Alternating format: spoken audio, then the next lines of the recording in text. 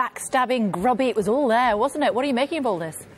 Well, it's certainly getting very personal, isn't it, Kay? And I think we can expect much more of that. The Conservatives clearly think that Ed Miliband is Labour's Achilles heel. They think that because the polls have suggested that he is not very popular, and they see attacking him in many ways as the way that they are going to get to 10 Downing Street. Now, Sky News has had a very interesting document leaked to us that I just want to tell you about. See this, it's called Notes for Speakers, and this was sent out to all Tory candidates to give them lines that they might want to use in 2015, in April in particular. And if you have a look at this word cloud that's been put together, it shows you what they are talking about in there. And as you can see, Labour, very, very big there. It is all the way through this document. Ed Miliband named 99 times. Nigel Farage named 24 times. Now, scour that page and you will not spot David Cameron. Why? Because the Conservative leader is only named in this document 10 times, which clearly leaves them open to accusations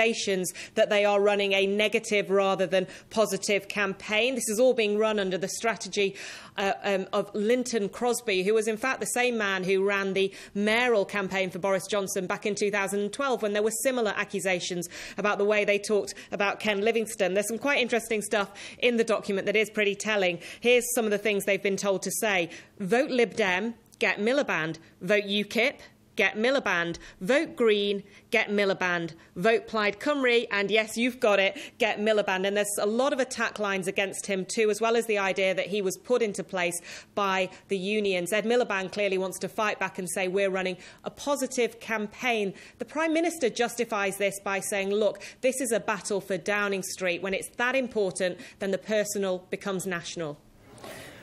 Is there any way that they can start to row back from this, or is this the direction we're going for the next few weeks?